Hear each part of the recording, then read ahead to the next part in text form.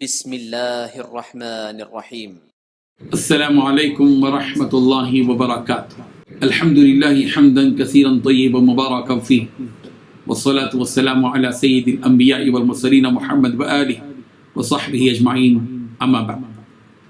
حاضرین و ناظرین، یہ درس نمبر 1015 ہے اور آج سورہ ابراہیم کی صرف ایک آیت کی تلاوت اور تشریح کی جائے گی، آیت نمبر 27۔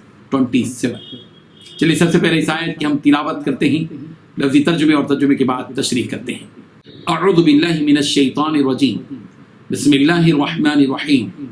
یثبت اللہ الذین آمنوا بالقول الثابت فی الحیاة الدنیا وفی الآخرہ ویضل اللہ الظالمین ویفعل اللہ ما یشاء، صدق اللہ العظیم۔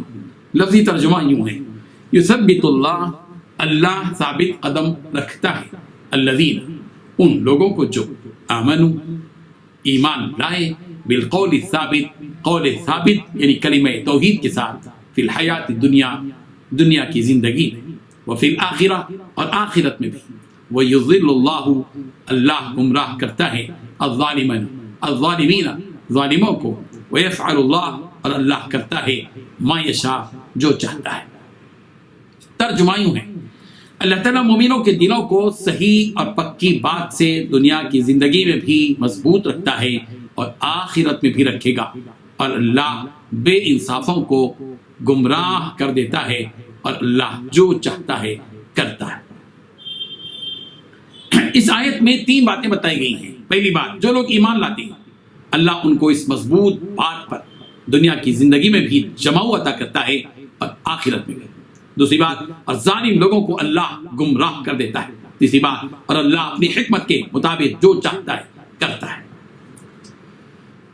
بزرگان محترم، اسلام کا وہ مقدس، پاکیزہ اور پہلا کلمہ، جس کلمے کو کلمہ طیبہ کہا جاتا ہے، جس کلمے پر دین و ایمان کی بنیاد ہے، یہی کلمہ طیبہ وہ مضبوط بات ہے جس پر اللہ تعالیٰ مومنوں کو دنیا میں بھی جمائے رکھتے ہیں اور آخرت میں بھی جمائے رکھتے ہیں۔ یعنی ان مومنوں کو جو اس کلمہ طیبہ کی بنیاد پر دین و ایمان کو قبول کر لیتے ہیں تو دنیا میں پیش آنے والے فتنوں سے اللہ تعالیٰ انہیں بچا لیتے ہیں، اور ایسے فتنوں کے وقت ان پکے اور مضبوط مومنوں کے قدم نہیں لڑکھڑاتے، چاہے انہیں اس دین و ایمان کو قبول کرنے کی وجہ سے کس قدر بھی تکلیف اور مشقت اٹھانی پڑے۔ جس کلمہ طیبہ یعنی لا الہ الا اللہ کو صدق دل سے مسلمان تسلیم کر لیتا ہے اور زبان سے اقرار کرتے ہوئے اس کی دل سے اس کی تصدیق کرتا ہے، تو اللہ تعالیٰ اپنے رحم و کرم اور اپنے فضل و احسان سے اس کو اس دین و ایمان پر ثابت قدم رکھتا ہے، اور یہ ثابت قدمی کی توفیق اللہ تعالیٰ اس کو دنیا میں بھی عطا فرماتے ہیں کہ شیطانوں کے بہکانے اور گمراہ کرنے کے باوجود اپنے عقیدے پر مضبوطی سے جمے ہوئے رہتے ہیں اور آخرت میں بھی جمے رہتے ہیں۔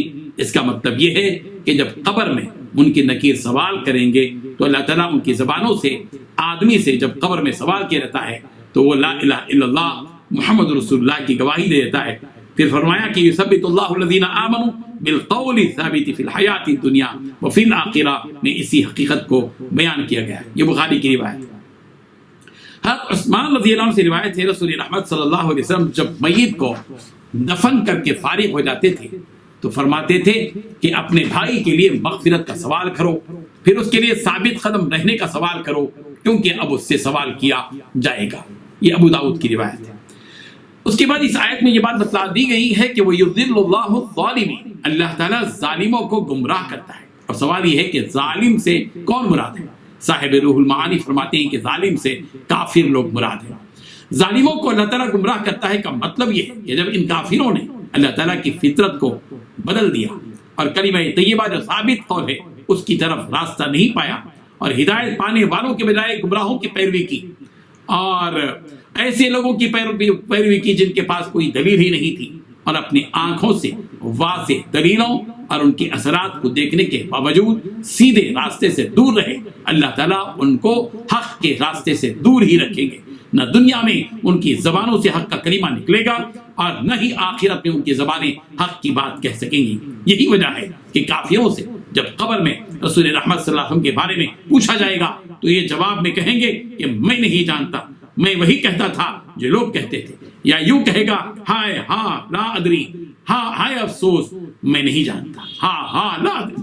جبکہ مومن و مسلمان اس سوال کے جواب میں صاف طور پر کہے گا کہ یہ تو محمد رسول اللہ صلی اللہ علیہ وسلم ہے۔ اللہ تبارک و تعالیٰ ہمارے حق میں یہی فیصلہ فرما دے کہ ہم اس سوال کے وقت میں یہی جواب دے سکے کہ یہ تو ہمارے محبوب ہیں، یہ تو ہمارے وہ نبی ہیں جنہوں نے ہم کو زندگی کا سلیقہ سکھایا، زندگی کا دستور دکھایا اور اسلام فطرت سے آگاہ کیا۔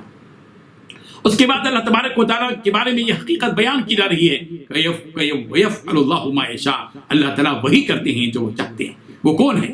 جو زمین و آسمان کے خالق و مالک، اس کی مرضی کے مطابق کرنے اور کہنے سے روک سکے۔ اللہ تعالیٰ جب چاہتے ہیں، جو چاہتے ہیں، جیسا چاہتے ہیں کرتے ہیں، ان کی مشیت اور ان کا ارادہ ہی دنیا کے اس نظام کو چلا رہا ہے۔ سورہ بقرہ کی آیت نمبر 142 میں کہا گیا یہدی من یشاء الی صراط مستقیم، وہ جسے چاہے سیدھی راہ کی ہدایت کرتے۔ سورہ آل عمران کی آیت نمبر 6 میں کہا گیا هو الذی یصورکم فی الارحام کیف یشاء، وہ ماں کے پیٹ میں تمہاری صورتیں جس طرح چاہتا ہے بناتا ہے۔ سورہ مائدہ کی آیت نمبر 54 میں کہا گیا ذالک من فضل اللہ یؤتیہ من یشاء، ذالک فضل اللہ یؤتیہ من یشاء، یہ ہے اللہ تعالیٰ کا فضل، وہ جسے چاہے دے۔ اللہ تبارک و تعالیٰ ہمیں ان حقیقتوں کو سمجھنے کی توفیق عطا فرمائے۔ وآخر دعوانا ان الحمد للہ رب العالمین۔